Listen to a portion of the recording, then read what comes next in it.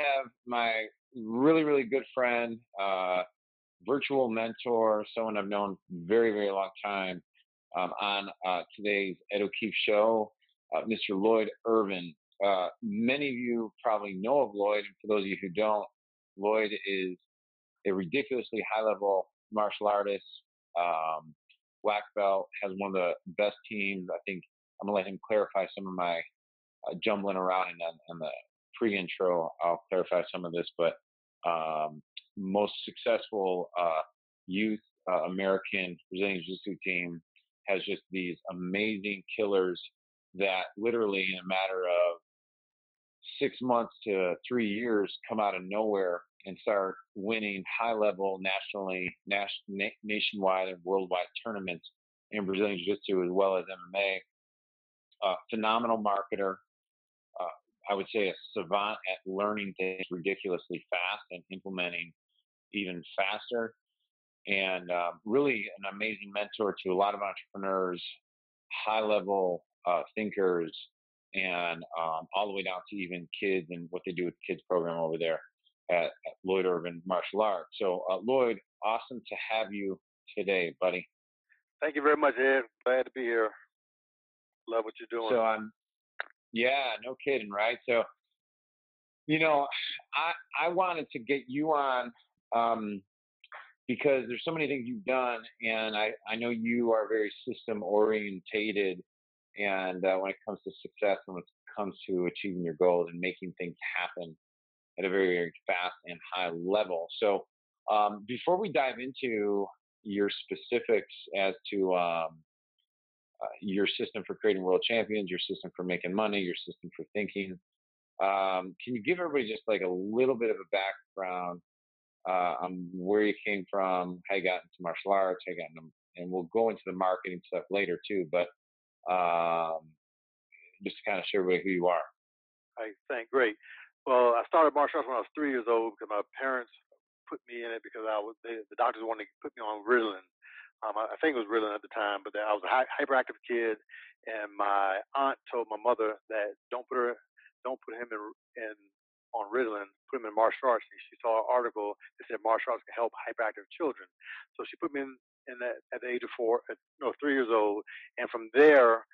Went to high school, stopped doing martial arts at the time, went to college, came out, and I saw the Ultimate Fighting Championship, and I fell in love with it in 1996. Wanted to do Brazilian Jiu-Jitsu, got involved in Brazilian Jiu-Jitsu, and then from there, competed in Brazilian Jiu-Jitsu, competed in mixed martial arts, coach UFC guys, coach the UFC champion. We've had fighters actively in the UFC for the last probably the last 13 years, like I said, plus we made a UFC champion. Got involved in marketing. I got forced to be involved. I had a martial arts school. Most people that get involved in business, they do something that they want. I was good at martial arts, so I figured, I was create a business out of it and create a martial arts school. And I quickly found out that I was not good at the art of business as I was at the art of martial arts. Started digging and diving, trying to figure out how to not go out of business. Ran into internet marketing in the world of online marketing, and from there, it just changed my life. Yeah. So let's go more specific on your martial arts. You fell in love with Brazilian Jiu-Jitsu. Correct. I know you love all of it, and you, I think, are one of how many people that received your black belt in how many years? Can you just get specific on that so you can give a framework for everybody? So I'm one of the only Americans to receive the black belt in 3.5 years. I think there's three of us. BJ Penn got his in 3 years. I got mine in 3.5 years. I got and two students. I got one student named Mike Fowler, who I'm a former student named Mike Fowler that he got his 3 years, 8 months, and then I got another guy named DJ Jackson who got his in 3 years and 11 months. And like I said, they're both came from us because we have a very unique system. But that is it in the world as far as under 4 years achieving their black belt.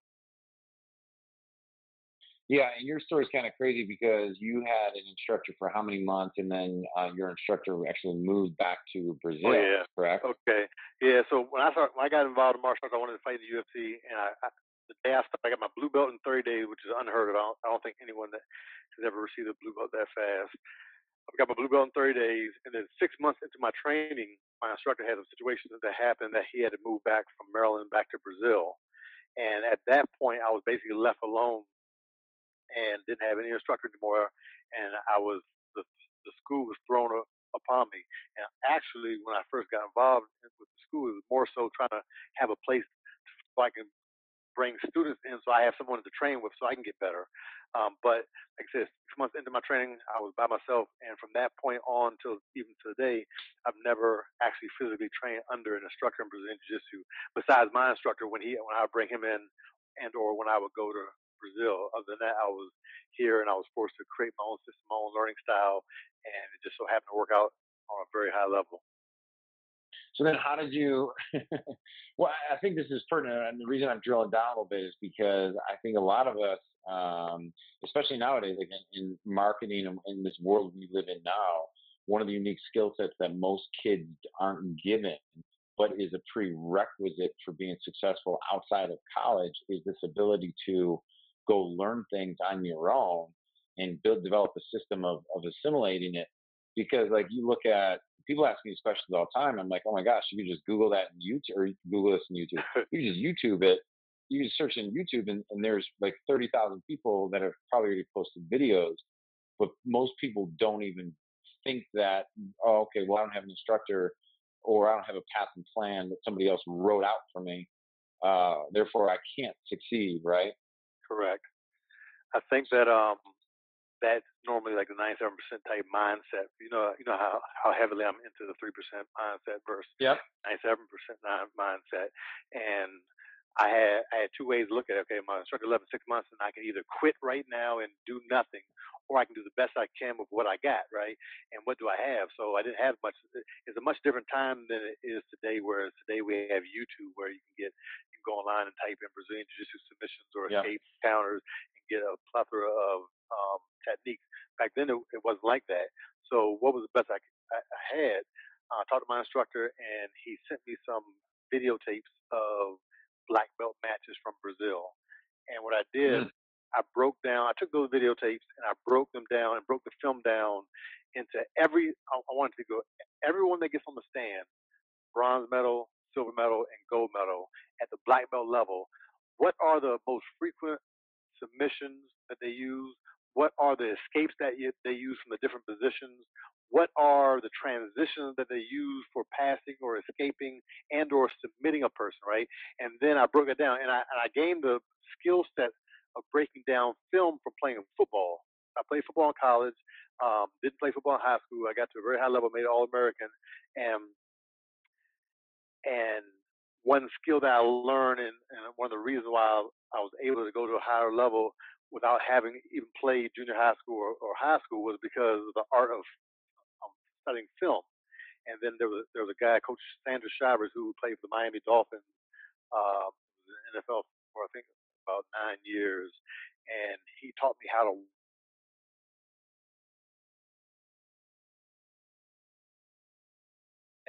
So when I applied that to Brazilian Jiu-Jitsu, I watched these matches, and from these matches, this guy had his left hand 2 inches up, his right hand 4 inches down, and his right knee 1 inch up. Then that's what I did. And I didn't. He wasn't there to instruct me, but that's the best I had with what I got. So now I'm going to mimic that to the T. And as I started progressing and started watching different people, I started going to seminars, I started watching people teach and so forth. And one thing I realized quickly through understanding the film work was that everyone was just teaching techniques, and no one was teaching the techniques between the techniques, and I call those transitions. And within those transitions, I found out there was the secret. So now what I did, I went back to those same films, and I just wanted to watch only the transitions. What was the bridge from one position to the next position that led to the submission? And I started drilling those over and over and over. And I put them in a very unique system, basically accelerated learning type system, which is, like you said, anyone can find. It's not nothing really, really secret. It's only secret because they don't know, right? And I started training these transitions, and all of a sudden I started going to competing, and I was catching people that were much higher level than me. And it wasn't because I was conceptually better than them. It's just that I was better than them within the transitions that they hadn't caught up to my level yet. And if those transitions that I was faster than them, and if those led to a submission, then match was over, game was over. That's how it happened.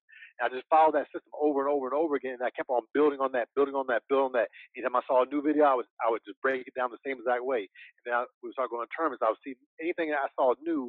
I wouldn't look at the technique, because everyone teaches techniques the same way in internet marketing, online marketing, business. Everyone teaches a core thing. You know, you do this, you do that, you do that. But what are the things that transition between each? Make sense?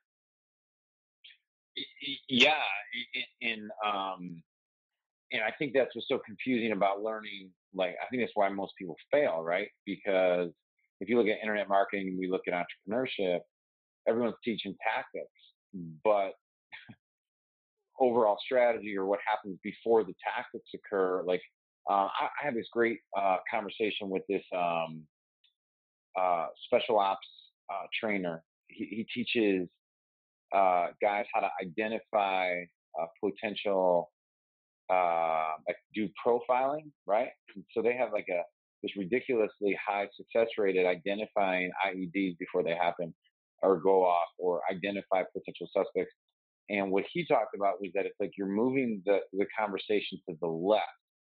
And he's like, say you and I are sitting in a boat and birds fly over us, right? And you ask the guy, well, explain what you just saw there. And we say, well, we just saw the birds fly over us. And he said, no. He goes, but what you missed was the pebble that fell at the edge of the water that made the frog jump to a lily pad, which made a snake rattle underneath it, which then ended up hitting the bird that then took off and flew. So what you're talking about is you started seeing what was left of the conversation and prior, and then just started figuring out how to master it, right? Correct. So how did you, but here's the one question I had, because it just came up. I've never asked you this question. How did you have the faith, like Napoleon Hill talks about faith, how did you have the faith that what you were going to do was going to work? Because you had to be a little crazy because no one was doing it, right? So no one was doing it, but you knew. It was kind of weird because there was no guarantee that it would work. But I believed in myself, one. Two, most important is this. Understand this. If you go on top of your roof right now, I don't care what no one says, and you step off that roof, what's going to happen to you, Ed? You're going to fall through. You're going to fall. There is no ifs, ands, or buts. So with that being said, what I did, I took what they're doing at the highest level of athletics in the world. We talk about football. You have people making $100 million. You have the owners are billionaires, and their whole job is to make more money. And so every tactic, every strategy, every training protocol, every athletic thing that they do is all to become a higher level at that sport. You go to NBA, you go to NHL, whatever it is. So I was taking what was being done at the highest level of professional sports, and then coming back to this little niche. And it's not even a niche. Think about this. Brazilian Jiu-Jitsu it's not a niche, it's a subculture of a niche. The niche being martial arts, and the subculture being Brazilian Jiu-Jitsu. So I take this high level, professional level attitude, techniques, and strategies, bring it back down to this tiny, dense subculture, and then it appears to be almost magic what happens. Yeah. So, in how often were you competing at that time? Were you able to go test it out? Well, actually, I was not able to compete that much because at that time, back then, there were not a lot of tournaments. But what we did do is we could like do case studies within the school, because person A, person B, person C are at a certain skill level. If you have person B who's working on submissions from the back, and person A is working on defenses from the arm bar, then now the person B should always catch person A in a choke if they get to the back. You understand? And person A should never get caught in the arm bar by person B, because that's not what person B is working on. So now I know what everyone's working on. I know what everyone's position is, and then I can, from the outside, I can put different pairs and put different partners together for them to work together, and I can see how far and how advanced this person has been or made it, only doing 1,200 reps this week compared to this other person who here has done only 400. Make sense? And so Yeah. conceptually, like internet marketing, it's like testing. So I know they don't know what I'm doing, but I know what I'm doing. And then it's the same way for my higher level competitors as we moved on. Now, when I'm watching matches and trying to do video film for my guys to compete against different people, what I'm doing, I'm looking at it from a whole different level, not about how good this guy is. I'm looking at his transitions, his positions, and what he does based upon how good we are in our position. So now our job is to get in our position first. So I explain it like this. If I ask you a question, you have to answer.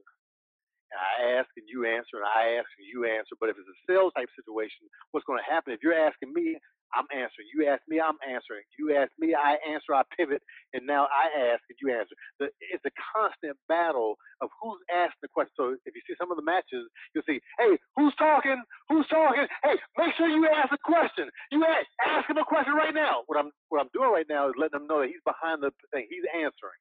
And what I want him to do, I want him to pivot the situation and try to take the lead. And the person that starts getting one step ahead, two steps ahead, three steps ahead, they're the one that's going to win. And if any of those steps lead to, like I said, those transitions lead to a submission, then the match is over, the game is over. And so one of the secrets that you figured out was because the hierarchy, and we look at like leapfrogging in anything, right? The hierarchy rules were supposed to be like you need to know these number of skills per belt over X amount of time. And eventually, if you get approved, you move to the next level. And there was like this false mindset that was like, well, if I'm a purple belt and you're a blue belt, I should beat you. But you seem to just not pay attention to any of those rules. Yeah, the rules, I'm not sure they're made up with vicious intent or what, but it was complete horsewash. It was a situation where they program people in their mindsets believing it, that it took you 10 years to become a black belt. They believe that a blue belt can't beat a brown belt. That's why if you look on online forums and so forth, they say, oh, they'll have headlines, blue belt beats brown belt. Well, without even looking at the video, I know that the blue belt, most likely 90% of the time, most likely was in a situation where um, they caught them in a situation or scenario that the other person was not ready for. I'll give you an example. A lot of people, a lot of blue belts, white belts who are really good at ankle locks will be in a situation where they can tap a black belt. If they get to a black belt's ankle and put on an ankle lock that they're really good at, the black belt's not good at defending, in that situation, what can they do? They caught them. So white belt now taps a black belt. Well, it doesn't really mean that that person is better skilled than them, but it means they were better in that situation or that position than them. And another thing I figured out early on was this: whether you're a blue belt, purple belt, or white belt, it doesn't matter. It's all the same at the time. So if I put you into jiu-jitsu and take a clone of you and put you in jiu-jitsu, the fact of the matter is at the 2-year mark, at the 4-year mark, at the 6-year mark, you're either going to be 2 years in, 4 years in, or 6 years in. It doesn't matter what belt you are. So my thing was during that time, what are you doing? Are you doing the most you can? I also I read a study online somewhere where they look at judo competition, judo competitors, and what they did was they took all the gold medalists of all the world championships and all the Olympics, and they broke down what were their throws, what were their major throws, and what were their major submissions. And when they looked at it, the highest level, black belt, highest level Olympians and world champions in a sport that's been around for hundreds of years, the max had 2 to 4 throws. Now, if you invite the person over and say, hey, come on, show me some throws. You only know 2 to 4 throws? No, they can show you literally hundreds of throws, hundreds, and be good at them. But what they use at the highest level was 2 to 4. Some people had 1 to 3. Now, within that, guess what? They had abundance of gripping sequences. You had left-handed fighters, you had right-handed fighters, but within that gripping sequence, which I call the transition, because if you can't control the grip and control the person's movements, you can't throw them. So that's where the secret lies. But when I thought about that, I said, you mean to tell me these guys know hundreds and hundreds of throws, but only do 2 to 4 when they compete against the world's best? And I was like, So let's see this. So then I went back to these videos again. And when I'm watching these videos, I'm saying, okay, let me look at this video. And then I start seeing that person A, when I'm watching his submissions and his sweeps and his passing, they're doing 2 to 4 of the same thing. And I went back to this guy, same thing. I mean, some guys may have 7 or 8, but when they're if a guy's on his back, which we call the guard position, this person was doing 2 to 4 things. I mean, that's all they did in all the matches, all the different matches, year to year, blue belt to black. That's what I saw. So I was like, wow, what if I take the system I'm doing and within a 12, 18, 24-month period, focus on a lock set of transitions and a lock set of techniques. And like I said, everyone's not the same because every athlete or every competitor or every jiu-jitsu student martial artist is different. But based upon on their strengths, their weaknesses, their athleticism, their non-athleticism, their body style, then we give them something very specific. Because what I realize is that at the end of 2 years, or 4 years, or 6, 8, and 10 years, my job is not to teach you a billion techniques. My job is to ensure that you know 2 to 4 techniques, lots of transitions and gripping sequences so well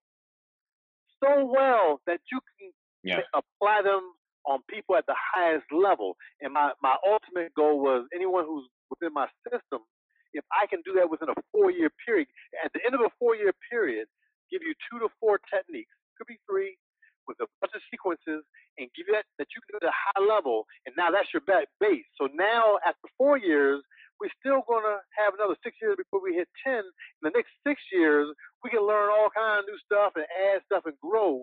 But that's what I went with. That's what I've been doing, and that's what we've had amazing success with. Yeah, that's awesome. And so, for our listeners who know that I coached volleyball for 19 years, and I guess I'm back in it now with my own kids, which is awesome. But the question is, remember, well, going back to the video, remember, like when we're talking about the basic high level stuff, is remember I was at the national tournament coaching, and we were playing in the semis, and we had to win that match to qualify, which we did, which we ended up destroying this team. And the previous match, they dominated. And these ladies, the other coaches were like, see, I'm friendly to everybody, right? So whatever. But these ladies wouldn't even look at me, which is fine, whatever. But then after we beat them, we just absolutely destroyed them. The lady walked over to me, and I didn't even get it. She was like, hey, here's some notes on the team you're playing tomorrow in the championship. And like she wanted to start talking to me about how to beat them. And I said, well, I'm not worried about it. I already have them filmed and charted. And she looked at me. She's like, you're filming these matches? And my system was I was going to go back to the hotel, eat, chart, spend 2 hours charting the team.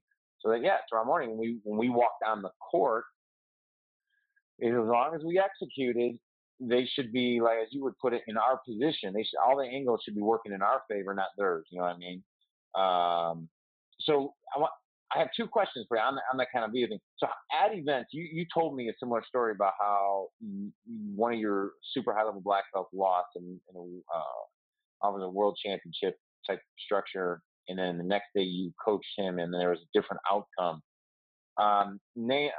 Just can you share with me, like, how you do event, like real time auditing of this type of stuff and make adjustments, and then what is the driver inside your body and mind that why would this coach, who's got dozens of athletes competing at the World Games, spend barely any time sleeping but watching 8 hours of film to figure out what the transition was? Well, like I said, the high level, the finest expression of your team and your coaching and the other students and other coaches on the team. The finals expression is at the black belt level. You know, we get blue, purple, brown, and black. But at the black belt level, um, the situation you're speaking about, we had a high level athlete competing in the world championships, and the day before their division, they actually compete in what they call the open weight class, where there's no weight divisions. And during the match, some things were happening that we weren't really making adjustments to properly, and it ended up resulting like in an 8-2 loss. So I got the video because we always have a film crew at all the major competitions and international competitions, so we can watch the film and have good footage. And I just looked at see what was happening. And the greatest thing was I was near the other guy's coach, and I could hear exactly what their instructions were. So hearing what their instructions were and then seeing them what they pulled off allowed me to realize, okay, well, if he wants the right foot and he wants the right arm cross sleeve, then anytime he gets the right arm cross sleeve, we have to step the right foot back and move our body parallel. So I mean, it's simple as that. Like if they cross your right sleeve up, you step your right leg back, then they no longer can get to your right leg. And that's one of the things they were trying to do. They're trying to cross cross our athlete's sleeve up and then go to the same leg, and then from there they have an attack that they do. So like, and the reason why I spend endless hours like is because it's a competition. I mean, you know, all high level athletes, all, you know, people that are successful in business, all of them have a side of competitiveness to them, whether they admit it or not. That's really kind of borderline OCD obsessive, right? And Yeah. and for me, I mean, my guy gets swept with this movement. It's like it's part of it could be his fault, but another part is coaching. You know what I'm saying? Like, why wasn't your athlete prepared? In the NFL, if you have a NFL team that goes 2-12, what happens? Coach gets fired. You don't get fired. The coach gets fired. And at the level, that's the mindset that we have to do. So now, when we get home at 10 o'clock at night, 10:30, we're back to the hotel. We have to eat. We have to shower, prepare to be at the arena at 8 a.m. the next morning. And I have to watch video. I mean, I have to watch video. And in the next 12 to 11 hours, that athlete's going to be on the floor again against the same athlete that just was able to defeat you. So now, I mean, there's no time for sleep. I mean, what are you going to do? Sleep and say, okay, I hope it works out better? No, it don't hope to work out better. You have to sit down, break down the film, and analyze what happened. And not only analyze what happened, your athlete needs to get sleep.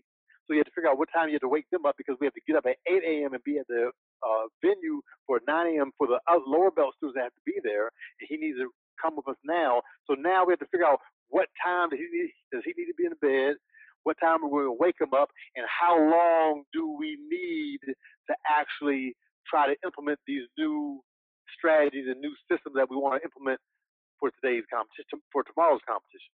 And so you figure all that out, and then you wake up, and like I said, we spent probably about 90 minutes going through. I spent, like I said, 4 or 5 hours watching it, falling, dozing off, waking up.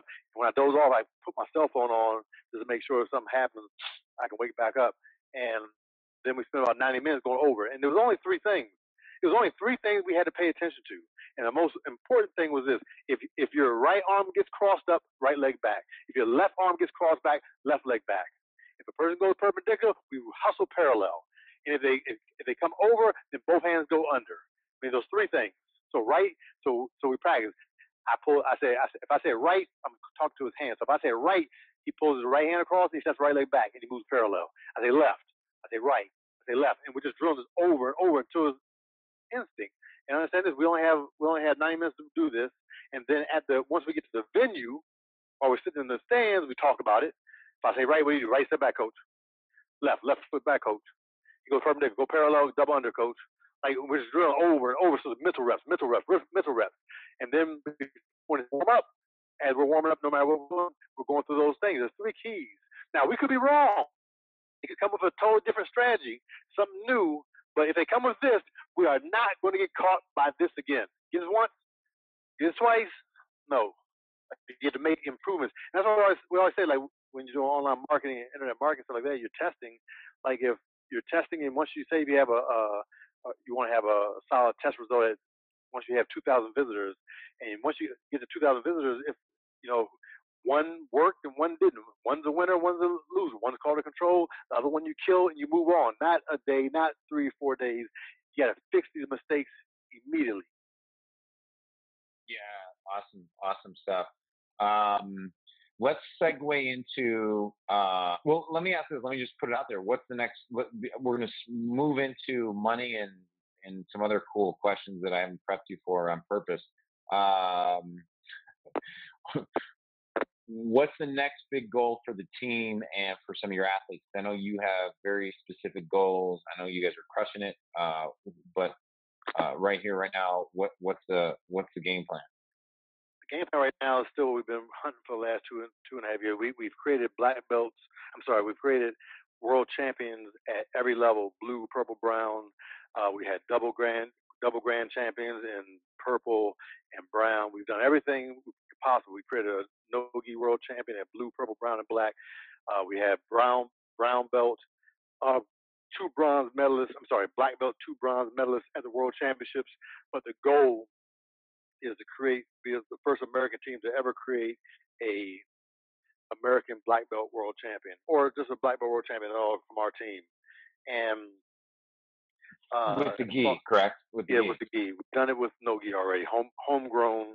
I think yeah, homegrown, like, meaning that the person started with us from the beginning, all the way to the black belt, and then he did it 4 years. He won.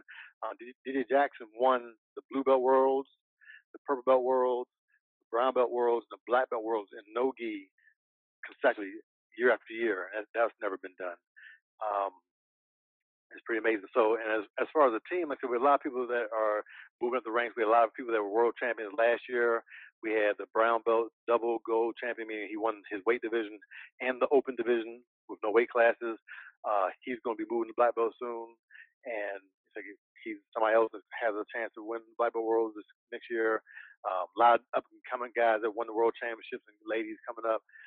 On the MMA side, we have a bunch of a new crop of guys, homegrown type guys that are looking really good. Some of them show good potential to potentially make it to the UFC one day. We have one guy getting ready to make his. He's going to be fighting on UFC Fight Pass September 19th. Peter Pettis. He's an animal. He's like I say he's a strong UFC type level guy. I think he can beat a mass majority of people in the UFC right now as we speak.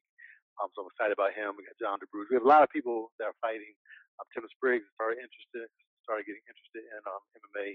So we have a lot of guys. So, but the key thing is always competing at the highest level. I mean, a lot of people out here want to play around. Like you and I always talk about playing. What niche market are you playing in? How big is that market? Like, what are you really trying to do? What's your reach, right? And so you have a lot of martial arts teams that are doing Brazilian Jiu-Jitsu and mixed martial arts, and their level's not that high, but it's high enough to play at the local level. And Yeah. within the local world, the local MMA competitions, at the just they may win, and on their website they can say they won the blank tournament and they did this, did that, and they have 5-time champions, blah blah. But that's still just local, like playing in a little pond. So for us, everything is about international competition, world championships for MMA. It's high level. You know, we have Sajar, one of our black belts, Victor. That's the highest level for women's MMA. You have UFC. I mean, that's the highest level. And everything that we're doing from the ground all the way up is to prepare the people, athletes that want to do that, to make it to the highest level of whatever the said sport.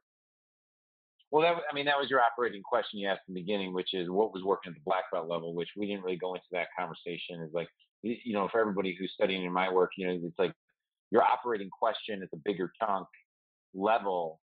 Like if you said, well, what's working at the white belt level, and you try to master that first, you could have wasted years trying to just win the white belt world championship Right. versus, and you've already said that, which is if it doesn't work at the black belt level, why would we even bother starting doing it? Like even from the get go when you and I were talking.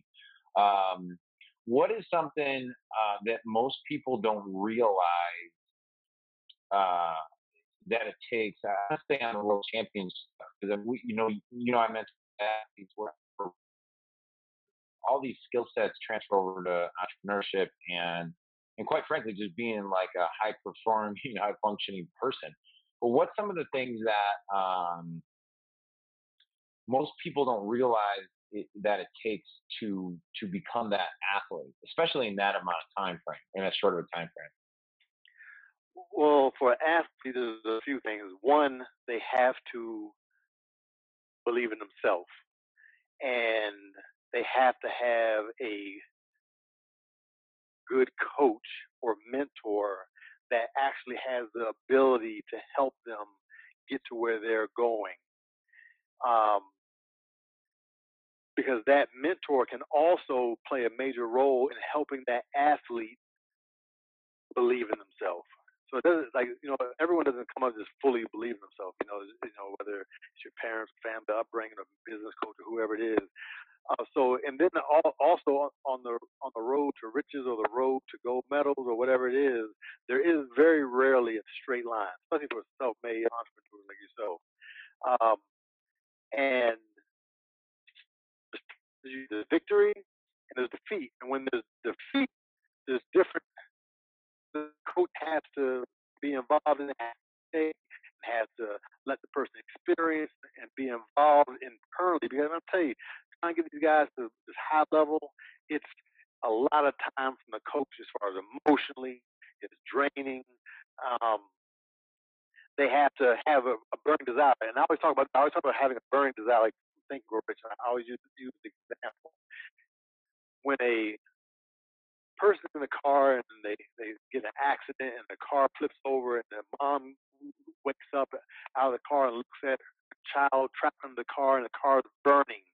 See, the mother is going to get up and the mother is running to the car and trying to lift the car up to save their child. They're not worried about how hot it is. They're not worried about themselves burning. They're not worried about themselves dying. They're going in to save their child because they have a burning desire to save their child's life. Whereas if you happen to be driving or walking, you see a car flip and there's a kid under a burning flyer, under a burning car, getting ready to explode, you're going to pick up the phone, call 911, but the person that has no connection to that kid is not going to run in there and die for themselves. You understand? They don't have that burning desire. And in sports and as far as an athlete has to have a burning desire to achieve whatever it is that they want to do, whether they want to become an Olympic gold medalist, whether they want to become an Olympian, whether they want to become a UFC fighter. You have to have a burning desire because without that desire, all the wrong turns you're going to make on the road to success are going to get you off track. And so you got to have a burning desire. You got to have fast implementation. Fast implementation, whether it's business or sports, fast implementation comes from the aspect of you got to make corrections fast. Like the example we spoke about at the last World Championships, the guy athlete lost because of certain specific things, and the next day we can't make those same mistakes at the highest level because you have this guy over here who's spent his entire life on doing these movements and these techniques to you, and you have to make this correction. And you can't doubt yourself because if you go into the match doubting yourself, then there's a major problem. So, like I said, belief in self, great coach, fast implementation, and just understanding and following systems. If a person wants to think that they're their own coach and that they can do it all their own when they've never created anyone that's done this, then they're following a blueprint that's not proven. And that's probably those are the top things. If you can be an athlete who believes in himself, oh, let me say one other thing, who believes in the coach. Because you can have a great coach, but if you don't believe in the coach, then things will go astray. So you have to have belief in yourself. You have to have belief in your coach. You have to have a good coach. You have to have fast implementation. You have to be willing to follow systems. Those are the top things. I have a lot of different things, but those are like the top things. Give me an athlete who believes in me. Give me an athlete who believes in themselves, or I can convince them to believe in themselves. That will follow the system. That will have fast implementation on stuff I'm trying to input. Give me these basic things, and I have a chance to create a champion. That's awesome. So let's talk about because you have I don't know if you've ever studied accelerated learning, but when you look at like transitions and sequences and how to chain them together, you once told me, and I'm kind of bringing a couple pieces together, but I think it's worthy dialogue because when I walk into a volleyball gym, or even when I walk into any gym, and like my kids are all playing different sports now, I can see instantly whether a coach has any clue or not as far as putting the skill set in the neurology of the athlete, right? So I don't know if I ever told you a story. Like my son Michael is really aggressive, uh, super competitive.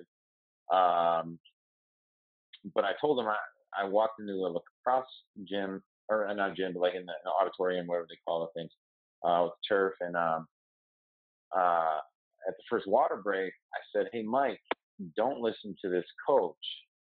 Just do exactly what he's doing." Because I knew my son had visual, like he could learn visually and kinesthetically way faster.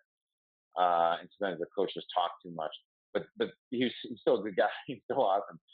But it allowed him to just assimilate the movements without judgment instead of trying to process all these words and then try and think about it. Where kids are so good at just seeing, like, hey, just like what you did in the initial watching the videos and stuff like that. You just blank slated and let your kind of like your let your unconscious mind learn these things, right? So you have some theories on the amount of reps, but also how you train them.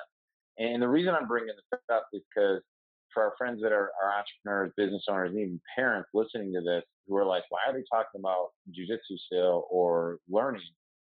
Because my belief system is like one of our secret weapons and the things that separate humans from superhumans is their ability to transition from one thing to the next, but it's a learning process that actually helps connect that. You know what I mean?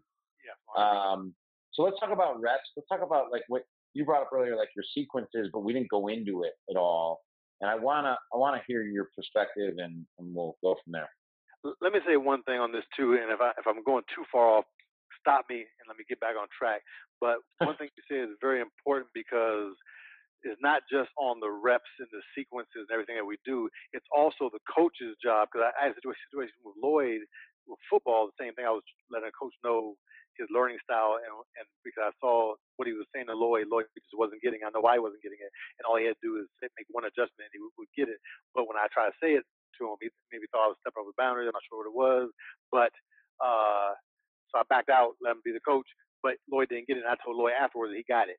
But it's relevant because whether you're the entrepreneur or you have staff that you're trying to teach different, your students, instructors, your high level athletes, and your employees all learn differently. And if you're trying to jam down uh, employee's throat or try to jam down an athlete's throat, only one way to do it or one way to learn this, that they may not get it. They'll never ever get it, right? So, coach, a high level coach, then you have to learn how to give information in different ways to fit different. And Yeah, well, I mean, that's the secret. yeah, 100%. And so now when I'm working with the different athletes, I give different athletes different reps, different sequences, different contexts, depending on what I feel or what I've evaluated they need. So I'll give you a tournament, and when I'm athlete, we have one athlete who sees everything backwards. Right is left, and left is right, and arm is foot, and left arm diagonal and perpendicular are separated in competition. So when I'm coaching, conceptually, I'm looking like an idiot. I'm like, what are you talking about? But they know I do. But they're like, what is he talking about? Because everything I'm saying conceptually is wrong, but the athlete understands it, and that's all that matters.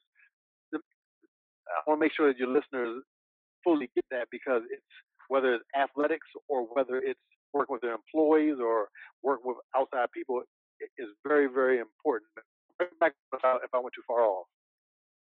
No, but also too, like the one thing no, you're totally right. And then putting the movements into people's neurology, like when you talk about skills, and most people drill A to B, and then you're like, well, no, you got to drill the space in between A to B, but people get that, right? But Correct. when you do a lot of your rep schemes, let's say we're trying to get to F, you set up a lot of situations where they start at B and they got to work their way to F, and then they got to go to C and they got to work their way to F, and they may get Correct. there they may start at D. So let's talk. I just want to, because this, I think, like most of the entrepreneurs I mentor they're always like, Ed, can you just show me A through F? And the fact of the matter is, depending on their unique learning style and their what excites them on a daily basis, they may show up and only want to do D through F, D through F. So Right. A through C for them is like a waste of time. They got to go figure out how to create their lifestyle around D so that they can get to F. You know what I'm saying? So, what Right. do you see on your side? I mean, I see. Well, one, the connection between A and B and C all the way through F are so fine and so minute that advanced focused training in between each is paramount. I mean, if you don't do it, I mean, you'll never make it work at the high level. Back to what we talked about, only doing things that will work at the white belt level. That's not what we're doing. Like I'm putting in a new heel hook where everyone is used to just reaching back, grabbing the heel, and twisting the heel. And I'm putting in the heel hook. It's probably going to take 12 months to learn, and probably only 5% of the entire student population is going to sit there and spend the amount of time necessary to master it, like I'm saying, because the day that they go against somebody who has a super duper flexible heel and ankle and knee, it won't work unless you do everything correctly. So that's why between B and C, we may spend 1,000 reps, 2,500 reps through C to D, may spend another 1,000 reps, and then we come back and go A through F. Without this, like I said, it has to be like a reflex because you have a lot of different situations. You have a situation where can you do it under duress? Can you do it with an injury? Can you do it under being completely fatigued? Can you do it to your left side? Can you do it to your right side? And if you can't, then there's situations and scenarios that you're never going to be able to make it work against at a high level. And so our job as the coaches is to make sure we put these drilling sequences and live drilling scenarios. It's like I guess you think about when you create a marketing funnel or sales funnel before you push play. I mean push send on everything. You have to do what you have to test it. And you have to put traffic through it and test it to make sure everything is not broken before you open the floodgates. And this is very like is very concentrated on the method to the madness. I hope that makes sense. yeah, absolutely. So let's switch gears a little bit here. Well, just my last. I mean, you and I could talk this stuff all day long. Like when we All look, day, me so too. when we talk learning styles. It's like, well, yeah, your kid learned how to be a wide receiver, and you threw him two passes at practice, and now you're expecting him to catch the ball on Saturday. That's definitely a coaching coaching issue. Um, so switching gears a little bit, you give me your ideal day. Like, what is like you're on a scale of 0 to 10? What is Lloyd Irvin's 12? Say it one more time for me. Like, what is your ideal day? Like, if you had the best, you can lay out the best day ever, and let's assume Vicky and you guys are not going to a salon and pampering her, so that doesn't count. We can't say that, so she can't get mad at you for giving me like a your typical ideal day that you like to do that. If this is my day, this is what Lloyd Irvin would choose to do. Like, what does your ideal day look like? My ideal day is waking up early, getting some food in my body, messing with my son. If it's summer, I always mess with my son, keep him with me. Um, if it's school year, like I said, sending him off to school and then getting to some marketing because the more marketing and the more business I can get done early in the day for me, the better. Because later on, I'm doing martial arts every single day, 5 days a week, 6 days a week actually, but in the morning, 5 days a week. Unless I'm out of town for a business event or a competition or something. But like I said, marketing and it's continuously building more funnels, working with outsourced people that we deal with, employees, staff, but trying to keep on moving forward towards getting more traffic, converting more traffic, and making more sales. I mean, that's the whole thing. And right now, as you know, you've been talking behind the scenes. We have these new businesses that we're trying to come up. So right now, we're more in the startup creation model than the other model. And with the new business, I'm not even sure we talked about fully what I'm going to do with it, but I probably have. But I'm doing something with my wife's cosmetic line. So right now, like the great day for me would be to dive into marketing, then go teach my students jujitsu, uh, MMA, and then come back to work with Vicky or on her stuff or my stuff. And like I said, just marketing. My whole life is basically around the family business and martial arts. And like I said, as far as people, and a lot of people always say, like, well, "What do you do for fun?" Like the thing is, I heard like some very successful people. They all have the same trait where the vast majority of them, what they do, they don't view it as painstaking work. So like when That's if right. you and I and the family, we took the family, we go out to Brazil, we go to Bali, we go to Romania. No matter where we go, when we're there, we're gonna do what? We're gonna talk about business. We're gonna talk about marketing because that's what we enjoy. We're not like imagine us going somewhere and being on a boat and being forced not to be able to talk about any marketing, any funnels, anything that can help improve and convert. We had to sit here and talk about the water. Man, Yeah, no that would be sport. painful. Yeah, totally, totally, Where totally. where they think that it's painful working so much or a painful thing, but it doesn't feel like work. That's right. So that's my ideal day. I mean, and you can do that for deal week, deal month. Right now in my life where I'm at. Yeah. So what's one you're gonna like this one? Most people see you from the outside. They don't. They like I know you got a lot of haters in the jiu-jitsu world. I know people who meet you see you as like this scary dude who can whip their ass, and uh, frankly, you can. But besides that, what is something about you that most people don't know? Something that most people don't know.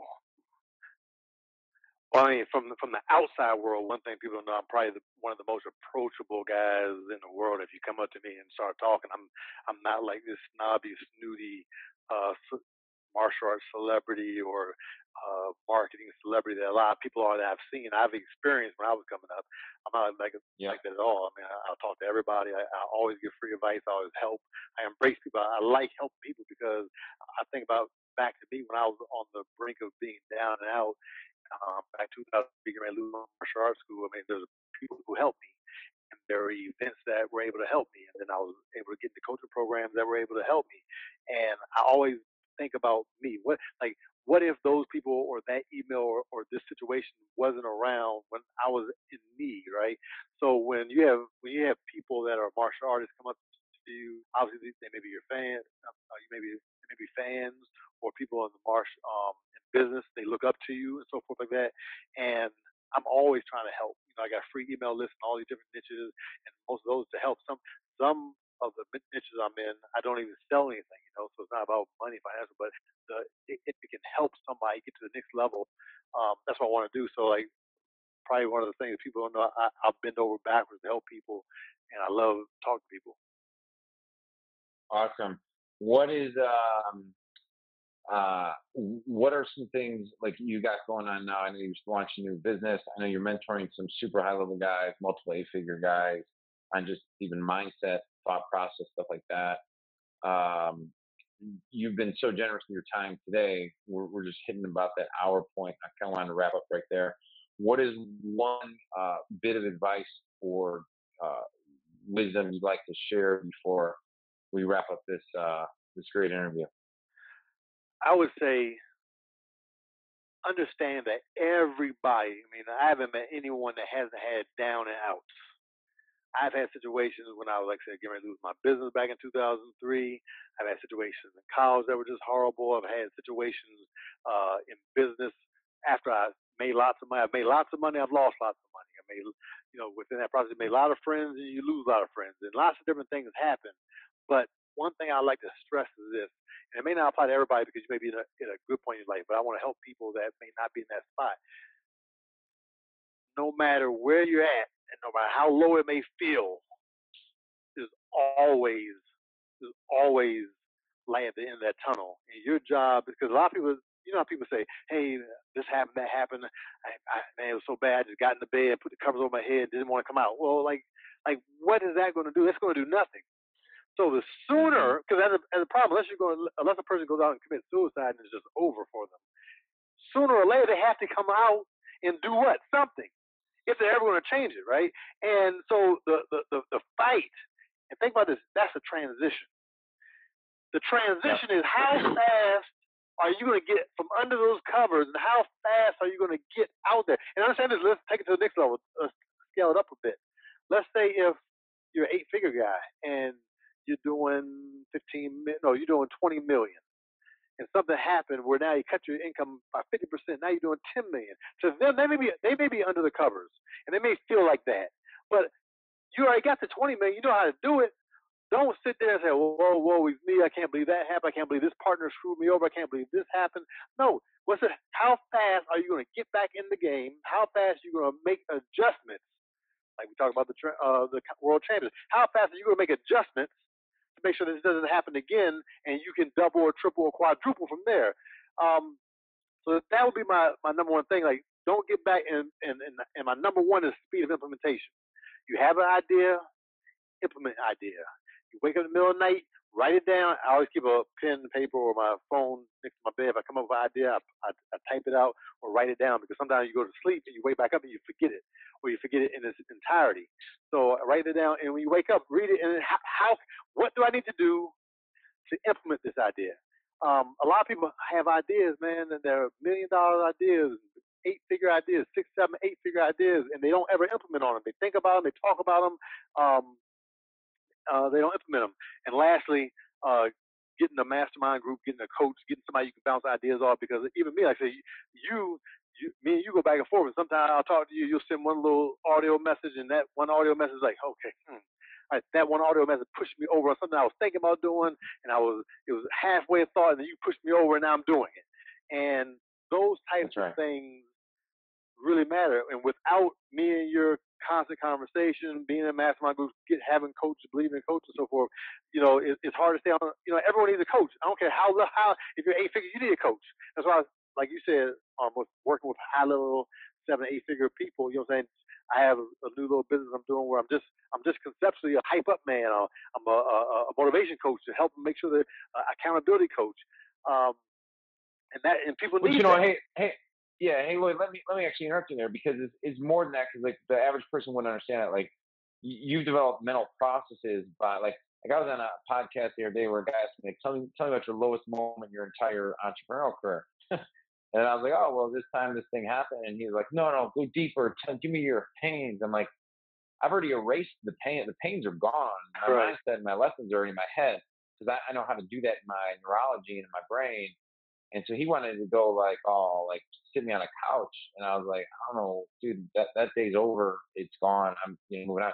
So you're more than a hype coach, because you actually show them the same process you do mentally and whatever. But I just want to clarify that, but that's all good. Yeah, 100%. And those are the main things. Speed of implementation. If something goes wrong, how fast, getting back into the game fast as possible, and believe in yourself. And believe in systems, man. Systems. Back to the system, because if we're talking about business, everything, like trying to run a business without a system is crazy. And 9 times out of 10, it's almost even crazy trying to create your own system. Sometimes people have businesses that they have to create their own system, but try to figure out what models are working that you can buy or invest in, that you can get and apply to your business. What systems are out here? That's one thing I didn't really totally get probably like 8 or 9 years ago. That made a big difference is seeing what's working out there, taking those things, bringing them back to whatever niche you're in, and applying them, just tweaking them for your own thing instead of trying to recreate the wheel. I was always trying to I want to be an inventor, but no. Yeah, absolutely. How could people get a hold of you nowadays, buddy? You can go to my website, www.lloydirvinlive.com. That's lloydirvinlive.com. It's getting worked on right now. I have a new site coming up in the next month or so. So that's how you can reach touch me. Awesome. Also on Facebook. You're the best. Yeah, awesome. Well, yeah. And like Lloyd said, he's very approachable and awesome guy. We actually met because I came up to him. I told him that I was a martial artist too. And then I went later on and looked on the internet and realized that I was like, an ant talking to someone else. It was just kind of comical, but anyhow, probably a different time. And I'm going to have you on again next year or something like that. We'll talk about the money side and the business side and the marketing side, because we didn't dive into that, but I really felt that we covered a lot of awesome ground. with the learning styles and the systems of becoming a world champion. So thank you so much, and thanks for everybody for listening. You guys are awesome. Go make it a great day, and we'll talk to you soon, Lloyd. All right, take care. Thank you.